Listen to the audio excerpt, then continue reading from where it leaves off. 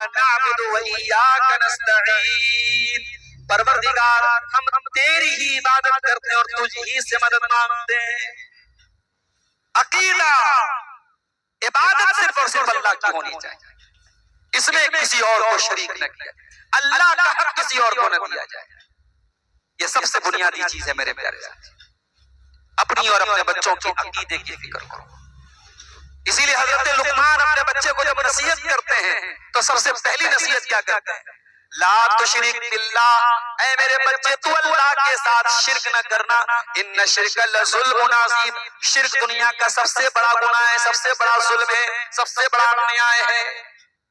یہ عجیب بات ہے، ہمیں شراب گناہ نظر آئے، ہمیں زنا گناہ نظر آئے، ہمیں شراب اور زنا اور ناچ گانا گناہ نظر آئے، اور ہمیں شرک گناہ نظر نہ آئے، تو اس سے بڑی افسوس کی بات کیا ہو سکتی ہے؟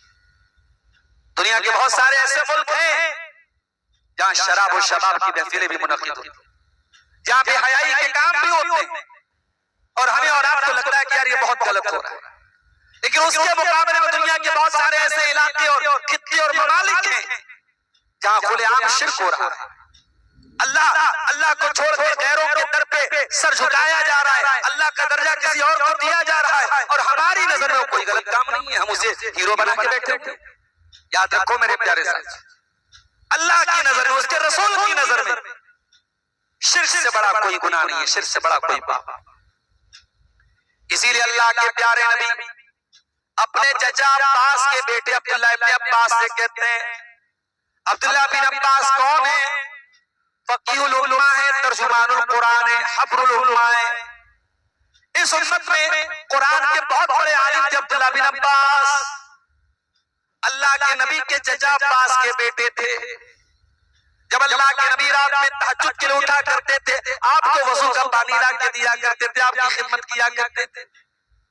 وہ لوگوں اپنے بچوں کو یہ سکھاؤ کہ بڑوں کی خدمت کیا کرو، علماء کی خدمت کیا کرو۔ کوئی اللہ کا نیک بندہ آپ کے بچے کے حق میں کوئی دعا کر دے، ہو سکتا ہے اللہ تعالیٰ وہ دعا قبول کر لے اور آپ کے بچے کو اللہ تعالیٰ کسی اونچے مقام تک پہنچا دے۔ نبی اکرم جناب محمد رسول اللہ صلی اللہ علیہ وسلم نے رات کے اندھیرے میں دعا کی عبداللہ ابن عباس کے بارے میں، اللہم علمہ القرآن، اے اللہ اس بچے کو قرآن کا عالم بنا۔ صحابہ میں حضرت عبداللہ ابن عباس سے سینئر لوگ تھے، ان سے زیادہ عمر دراز لوگ تھے، ان سے زیادہ نبی اکرم کے ساتھ ٹائم گزارنے والے لوگ تھے، مگر اللہ تعالیٰ نے قرآن کا جو علم عبداللہ ابن عباس رضی اللہ تعالیٰ عنہما کو دیا تھا وہ بہت کم کسی کو نصیب ہوا میرے پیارے ساتھ۔ یہ نبی کی دعا کی برکت تھی، یہ پیارے رسول کی دعا کی برکت تھی۔ عبداللہ ابن عباس قرآن کے عالم تھے، قرآن کے ترجمان تھے۔ وہ سواری پر پیچھے بیٹھے تھے، اللہ کے رسول آگے بیٹھے تھے۔ 10 یا 11 سال کی ان کی عمر تھی۔ اللہ کے پیارے نبی نے فرمایا، یا غلام، اے بچے، اذا سألت فاسأل اللہ، جب بھی تو سوال کرنا تو اللہ سے سوال کرنا، وَإِذَا اسْتَعَنْتَ فَاسْتَعِنْ بِاللَّهِ، اور جب بھی تو مدد مانگنا تو اللہ سے مدد مانگنا۔ او لوگوں، اگر یہ مسئلہ آپ کو سمجھ میں نہ آیا ہو اور آپ کو لگتا ہو کہ بہت ہلکا مسئلہ ہے تو غور کرو، اللہ کے پیارے نبی اپنے اہل بیت میں سے، اپنے گھر والوں میں سے ایک بہت اہم شخصیت کو، اپنے چچا عباس کے بیٹے کو توحید سکھا رہے ہیں۔ جب بھی سوال کرنا اللہ سے سوال کرنا، جب بھی مدد مانگنا اللہ سے مدد مانگنا۔ اور آگے کیا کہتے ہیں ذرا سنیے گا، وَاعْلَمْ أَنَّ الْأُمَّةَ لَوِ اجْتَمَعَتْ عَلَىٰ أَن يَنفَعُوكَ بِشَيْءٍ، اور اے میرے بچے، اے میرے پیارے بچے، اے میرے چچا کے بیٹے عبداللہ ابن عباس، اگر ساری دنیا مل کر کے تجھے کوئی نفع پہنچانا چاہے، تجھے کوئی فائدہ پہنچانا چاہے، لا ينفعوك تو نہیں پہنچا سکتی، الا بشیء قد كتبه اللہ لک، مگر اتنا ہی فائدہ تجھے ملنے والا ہے جتنا اللہ نے تیری تقدیر میں لکھا ہے۔ 10-11 سال کے بچے کو اللہ کے نبی تقدیر کا مسئلہ سکھا رہے ہیں۔ آج ہمارے بہت سارے بوڑھی عورتوں کا بچہ مر جاتا ہے، کہتی ہیں اے اللہ تجھے میرا ہی بچہ لینا تھا، عمر گزر گئی، عقیدہ ٹھیک نہیں ہوا، عمر گزر گئی، تقدیر کا عقیدہ سمجھ میں نہیں آیا۔ ارے تقدیر کا عقیدہ یہی ہے، اللہ کے ہر فیصلے پر راضی برضا رہا جائے، اللہ کے ہر فیصلے کے آگے سر تسلیم خم کر دیا جائے۔ زندگی میں حادثے بھی ہوں گے، اپنے رخصت بھی ہوں گے، گھر سے جنازے بھی اٹھیں گے، اور میرے رسول صلی اللہ علیہ وسلم سے زیادہ غم اور تکلیف کا سامنا کس نے کیا؟ نبی اکرم نے اپنی حیات مبارکہ میں تین بیٹیوں کا جنازہ اٹھایا ہے میرے ساتھ۔ کہا جاتا ہے کہ دنیا کا سب سے بھاری جنازہ اولاد کا جنازہ ہوتا ہے جو والدین کو اٹھانا پڑتا ہے۔ پیارے نبی نے اپنی 3 بیٹیوں کا جنازہ اٹھایا تھا اپنی حیات مبارکہ میں، اور بچے جتنے ہوئے، اولاد نرینہ جتنی ہوئی، بیٹے جتنے ہوئے، سب بچپن میں انتقال کر گئے۔ دنیا کہتی ہے صاحب فلاں کو اولاد نہیں ہے، فلاں کی نسل کیسے چلے؟ اللہ نے اپنے نبی کو کوئی اولاد نرینہ ایسی نہیں عطا فرمائی جو زندہ رہے، جس کی نسل چلے۔ نبی کی نسل آپ کے بیٹوں سے نہیں چلی، آپ کی بیٹی سیدہ فاطمہ الزہرا سے آپ کی نسل چلی۔ لیکن کیا نبی کے نام اور نبی کی عزت اور نبی کی شان میں نعوذ باللہ کوئی کمی آئی؟ قرآن کہتا ہے وَرَفَعْنَا لَكَ ذِكْرَكَ۔ کائنات میں جب تک یہ زمین قائم ہے، جب تک یہ آسمان قائم ہے، جب تک یہ دنیا چل رہی ہے، جہاں جہاں اشہدو ان لا الہ الا اللہ کی صدائیں بلند ہوتی رہیں گی، وہاں اشہدو ان محمد رسول اللہ کی صدائیں بھی بلند ہوتی رہیں گی۔ تو اللہ کے نبی کو اللہ تعالیٰ نے اولاد نرینہ بھی جو تھی بچپن میں سب انتقال کر۔ آخری بیٹا جو آپ کو ہوا حضرت ماریہ کے پیٹ سے ابراہیم پیدا ہوئے۔ ابراہیم 1.5 سال کی عمر کے ہو گئے، اور عرب کے دستور کے مطابق اللہ کے نبی نے ان کو دودھ پینے کے لیے دیہات بھیجا تھا تاکہ وہاں کی آب و ہوا میں وہ رہ کر کے مضبوط ہو جائیں، اور دائی کے پاس بھیجا تھا اس کا دودھ پی کر کے وہ مضبوط ہو جائے۔ حضرت ابراہیم رضی اللہ تعالیٰ عنہ بیمار پڑ گئے۔ اللہ کے پیارے نبی اپنے کچھ صحابہ کو لے کر کے پہنچے۔ جب آپ پہنچے ہیں، بخاری کے الفاظ ہیں، آپ کا بیٹا، آپ کا لخت جگر، جس کا نام آپ نے اپنے باپ ابراہیم کے نام پہ رکھا تھا، وہ بیٹا آپ کے ہاتھوں میں دم توڑنے لگا، اس کا سانس اکھڑنے لگا۔ بخاری کے الفاظ ہیں، نبی اکرم کی آنکھوں سے آنسو گرنے لگے۔ عبد الرحمن بن عوف نے کہا، اے اللہ کے نبی ہم یہ کیا دیکھ رہے ہیں؟ اے اللہ کے نبی آپ رو رہے ہیں، آپ اپنے بچے کی وفات کے اوپر رو رہے ہیں۔ آپ نے فرمایا انہا رحمتن، اے عبد الرحمن بن عوف، یہ اللہ تعالیٰ کی رحمت کی نشانی ہے، یہ ایک باپ کے آنسو ہے جو اپنے بیٹے کے لیے نکل رہے ہیں۔ آپ کا بیٹا آپ کی آنکھوں میں، آپ کے باہوں میں دم توڑ دیتا ہے، آپ کی گود میں دم توڑ دیتا ہے، اور اللہ کے پیارے نبی روتے ہوئے کہتے ہیں ان العین تدمع والقلب يحزن ولا نقول الا ما يرضى ربنا۔ اے میرے بچے ابراہیم، تیرے چہرے سے تیرے باپ کا دل غمگین ہے، تیرے باپ کی آنکھوں سے آنسو بہ رہے، مگر تیرا باپ اپنی زبان سے کوئی ایسی بات نہیں نکالے گا جس سے اللہ ناراض ہو جائے۔ اللہ اکبر۔ یہ ہے میرے نبی کا دین، یہ ہے میرے نبی کی شریعت۔ میرے نبی نے اپنے بچے کے وفات پر غم کا اظہار بھی کیا تو کتنے سادہ انداز میں کیا، آنسو بہے ہیں آپ کے، اور آپ نے روتے ہوئے اتنا ہی کہا ہے کہ اے ابراہیم تیرا باپ اپنی زبان سے کوئی ایسی بات نہیں نکالے گا جس سے اللہ ناراض ہو جائے۔ میرے پیارے ساتھیوں، عقیدہ صحیح کرو، عقیدہ صحیح کرو، توحید صحیح کرو، اللہ کا درجہ کسی اور کو مت دو۔ میرے پیارے ساتھیوں، قرآن کہتا ہے والذین تدعون من دونہ، اللہ کو چھوڑ کر کے تم جن کو پکارتے ہو، لا یملکون من قطمیر، وہ ایک کھجور کی گٹلی کے اوپر جو باریک سا چھلکا ہوتا ہے، جو چھلی ہوتی ہے، وہ چھلی کے بھی مالک نہیں ہے۔ ان تدعوہم لا یسمعوا دعاءکم، اگر تم ان کو پکارو گے وہ تمہاری پکار کو سن بھی نہیں سکتے، ولو سمعوا ما استجابوا لکم، اور سن بھی لے تو جواب نہیں دے سکتے۔ اللہ کے پیارے نبی نے ساری زندگی توحید کی دعوت دی، نبی کے سارے صحابہ نے توحید کی دعوت دی، نبی کے سارے اہل بیت نے توحید کی دعوت دی۔ میرے پیارے ساتھیوں، اگر ہم صحابہ کرام سے محبت کرتے ہیں، ہم پیارے رسول کے اہل بیت سے محبت کرتے ہیں، ہماری زندگی میں صاف ستھری توحید ہونی چاہیے، توحید سے کوئی کمپرومائز نہیں ہونا چاہیے، توحید سے کوئی سمجھوتا نہیں ہونا چاہیے۔ اور آگے بڑھیے، آج ہمارے معاشرے کا مسئلہ یہ ہے، ہمارے بہت سارے نوجوانوں کی زندگی کا کوئی مقصد نہیں۔ خود کی زندگی کا مقصد کیا ہے؟ اچھا پکوان کھاؤ، گھومنے پھرنے جاؤ، یہاں جاؤ وہاں جاؤ، انجوائے کرو، لائف کو انجوائے کرو۔ میرے پیارے بھائیوں، اچھا کھانا کھانا، اچھی جگہوں پر گھومنے جانا، اچھے کپڑے پہننا کوئی حرج کی بات نہیں ہے، لیکن میرے پیارے نوجوان بھائیوں، اس کو زندگی کا مقصد اگر بنا کے بیٹھے تو معاف کرنا، یہ زندگی کا مقصد نہیں ہے۔ ہم اور آپ مسلمان ہیں، اور مسلمان کو اس کی زندگی کا مقصد پتہ ہونا چاہیے۔ کیا مقصد ہماری زندگی کا ہے؟ اللہ قرآن میں کہتا ہے وَمَا خَلَقْتُ الْجِنَّ وَالْإِنسَ إِلَّا لِيَعْبُدُونَ، میرے بندو ہم نے جنات اور انسان کو صرف اور صرف اپنی عبادت کے لیے پیدا کیا ہے۔ ہم پیدا کیے گئے ہیں اللہ کی عبادت۔ اب اللہ کی عبادت کا مطلب یہ نہیں کہ آپ 24 گھنٹے نماز پڑھیں، نہیں، اللہ کی عبادت کا مطلب یہ ہے کہ آپ کی زندگی کی لگام اللہ کے ہاتھ میں ہونی چاہیے۔ آپ کاروبار بھی کیجئے مگر شریعت کے بتائے ہوئے قانون کے حساب سے۔ آپ ایک اچھے باپ بنیے، ایک اچھے شوہر بنیے، ایک اچھے بھائی بنیے، ایک اچھے پڑوسی بنیے، زندگی کے تمام کام کیجئے مگر شریعت کے دائرے میں رہ کر کے کیجئے۔ اسی لیے ہم جب قربانی کرتے ہیں، اپنے جانوروں کی قربانی کرنے کے ٹائم بھی ہم ایک دعا پڑھتے ہیں، ان صلاتی و نسکی و محیای و مماتی للہ رب العالمین۔ اس دعا میں ہم یہ کہتے ہیں کہ اے میرے رب، میری نماز تیرے لیے ہے، میری قربانی تیرے لیے ہے، میرا جینا تیرے لیے ہے، میرا مرنا تیرے لیے ہے، میری زندگی کا مقصد تیرے دین کی سرفرازی، میں اسی لیے مسلمان، میں اسی لیے نماز۔ مسلمانوں تمہاری زندگی اتنی حقیر نہیں ہے کہ کسی ناجائز کام کے لیے وہ زندگی گزارتا ہے۔ کوئی شراب کے لیے جی رہا ہے، کوئی لڑکی بازی کے چکر میں پڑا ہے، کوئی غیر محرم لڑکیوں سے چیٹنگ کر رہا ہے، کوئی نشے میں گرفتار ہے، کوئی حرام خوری میں گرفتار ہے۔ زندگی اتنی حقیر نہیں ہے کہ اس کو برباد کیا جائے۔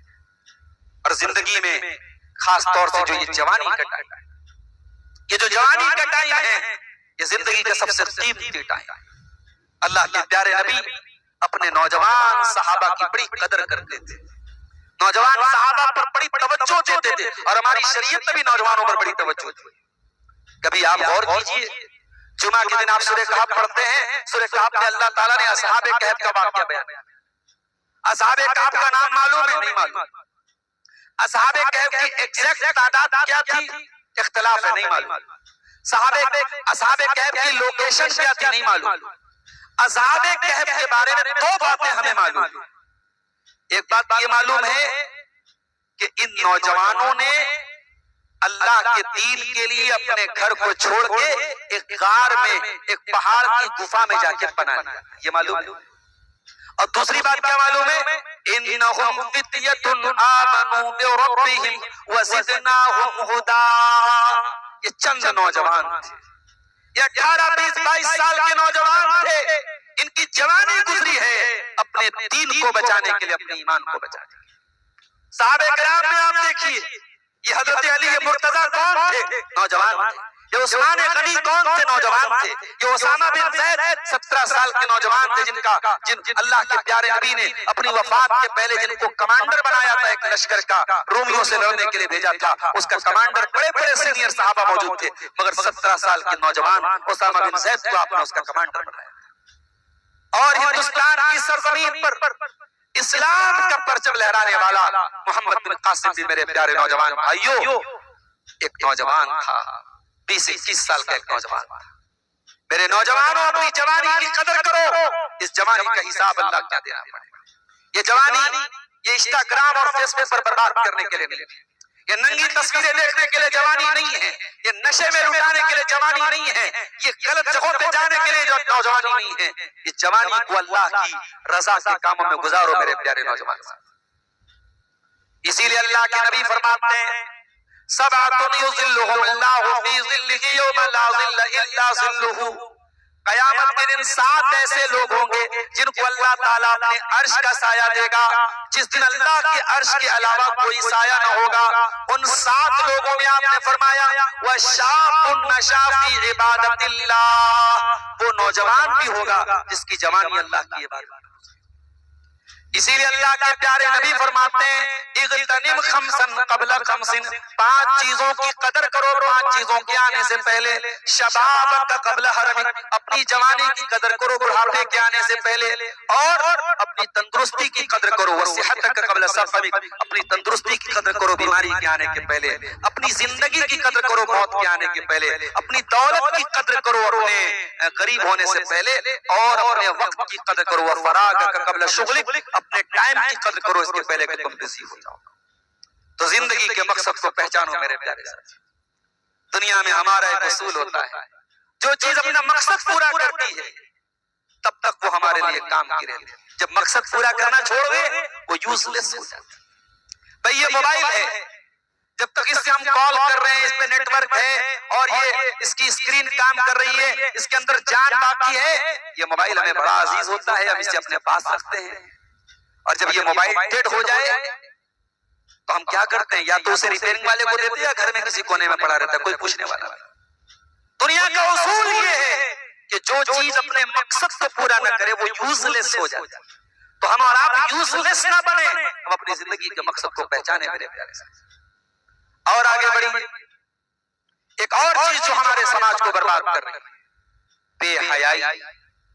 وہ مسلمان جو دنیا میں حیا کا درس دینے آیا، وہ مسلمان جس نبی کا کلمہ پڑھتا ہے، وہ نبی حضرت ابو سعید خدری کہتے ہیں کانا اشد حیا من العذراء فی خدرها، اللہ کے پیارے رسول صلی اللہ علیہ وسلم کنواری لڑکی سے بھی زیادہ شرم و حیا والے تھے۔ وہ اس مسلمان جس کے دین نے یہ سکھایا ہے کہ حیا جس چیز کے اندر ہوتی ہے الا زانہ، حیا سجا دیتی ہے، سنوار دیتی ہے، اور حیا جس چیز کے اندر سے نکل جائے وہ حیا نکل جائے تو وہ چیز عیبدار ہو جاتی ہے۔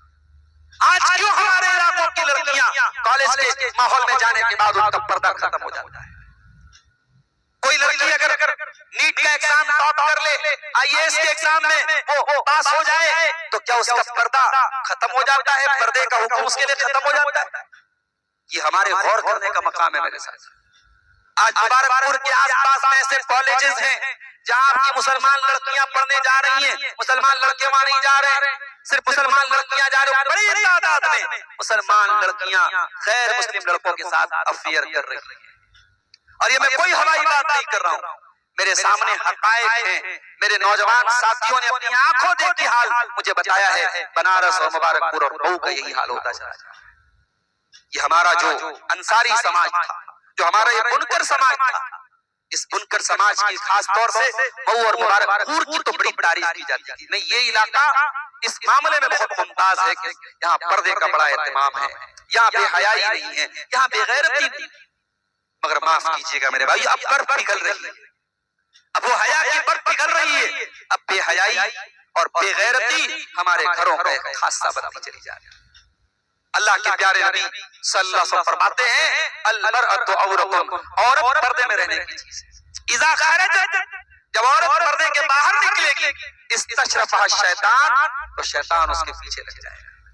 اللہ کے پیارے نبی فرماتے ہیں لا یخلون رجل بامرأۃ، خبردار کوئی مرد کسی عورت کے ساتھ تنہائی میں نہ جائے، الا وثالثهم الشیطان، ورنہ اگر ایک مرد اور ایک عورت اکیلے میں ہوں تو تیسرا شیطان۔ اور مجھے کہنے کی اجازت دیجیے کہ آج سوشل میڈیا نے خلوت کے اس مفہوم کو آج آسان کر دیا ہے۔ آج انسٹاگرام پر ایک لڑکی سے ایک لڑکا چیٹنگ کر رہا ہے، دعا سلام سے بات شروع ہو رہی ہے، اور پھر بات ہوتے ہوتے کہاں تک پہنچتی ہے؟ اللہ خیر کا معاملہ کرے۔ یہ کس نے حق دیا ہے آپ کو کہ آپ کسی غیر مرد کے ساتھ باتیں کریں، اس سے اپنی پرائیویٹ باتیں شیئر کریں، اسے تصویریں اپنی بھیجیں؟ نہیں میری بہنوں، نہیں میری قوم کی بیٹیوں، آپ بڑی قیمتی دولت، بڑی قیمتی متاع ہے۔ الدنیا کلھا متاع، دنیا کی سب سے قیمتی دولت المرأۃ الصالحہ، نیک عورت۔ اس دنیا میں سب سے پاک باز عورتیں کون تھی؟ پیارے رسول کی بیویاں تھی، اللہ کے پیارے نبی کی بیویاں تھی، ہم سب کی پیاری مائیں، ان سے پاک باز کون ہو سکتا ہے؟ لیکن اللہ قرآن میں اپنے نبی کے صحابہ سے کہتا ہے وَإِذَا سَأَلْتُمُوهُنَّ مَتَاعًا فَاسْأَلُوهُنَّ مِن وَرَاءِ حِجَابٍ، اے میرے نبی کے صحابہ، جب تمہیں اپنی بیویوں سے کوئی چیز جب تمہیں اپنے نبی کی بیویوں سے کوئی چیز مانگنا ہو उम्महातुल मोमिनीन से कोई चीज मांगना हो तो पर्दे की आड़ से मांगो, डायरेक्ट फेस टू फेस उनके सामने न जाओ। अल्लाह ताला ने आगे फरमाया ज़ालिकुम अत्हरु लिकुलूबिकुम व क़ुलूबिहिम, इसी में तुम्हारे दिल की भी पाकी है, इसी में तुम्हारे नबी की बीवियों के दिल की भी पाकी। जब नबी की बीवियों को पर्दा करने का हुक्म दिया गया तो आज की हमारे दौर की औरतों की क्या हैसियत है मेरे साथ। और कुरान अपने नबी की बीवियों से ये भी कहता है, अल्लाह ताला कुरान फरमाया वक़रना फी बुयूतिकुन्ना वला तबर्रजना तबर्रुजल जाहिलिय्यतिल ऊला, ऐ नबी की बीवियों अपने घर में इज्जत और वक़ार के साथ रहा करो और घर से बन सवर करके कभी न निकलना। अल्लाह, पता ये चला कि औरत का असल दायरा उसका घर है। फज़ा इब्न फैज़ी ने कहा था तू ज़ीनत खाना थी ऐ खातून, तू घर की ज़ीनत थी और तू शम्मे महफिल बन गई। तू ज़ीनत खाना थी और तू शम्मे महफिल बन गई। देख के गौहर तूने कर लिए खज़फ रेज़े कबूल, तूने कंकर पत्थर लेकर के कीमती गौहर को लुटा दिया। ऐ मुसलमान औरत, तुझे अल्लाह ताला ने ज़ीनत खाना बनाया था और तू शम्मे महफिल बन गई। मेरे भाइयों, मेरे अजीजों, मुबारकपुर की सरजमीन इल्म फन की और इल्म और उलमा की सरजमीन है। इस सरजमीन की पहचान इसके इल्म, इसके तकवा, इसकी दीनदारी, इसकी हया, इसके पर्दे से होनी चाहिए। अपने घरों के पर्दे और अपने घरों की शर्म हया की हिफाजत करो मेरे नौजवान। अल्लाह ने अपने नबी की बीवियों से कहा कि अपने घर से बन सवर करके न निकलना। और यही नहीं, एक बेपर्दगी वो होती है जो घर के बाहर होती है और एक बेपर्दगी वो होती है जो घर के अंदर होती है, जो जीजा और साली में होती है, जो देवर और भाभी में होती है, जो जेठ और भावज में होती है, जो कजिन से होती है, चाचा के लड़के, मामा के लड़के, खाला के लड़के से। ये बेपर्दगी ज्यादा खतरनाक है साहब।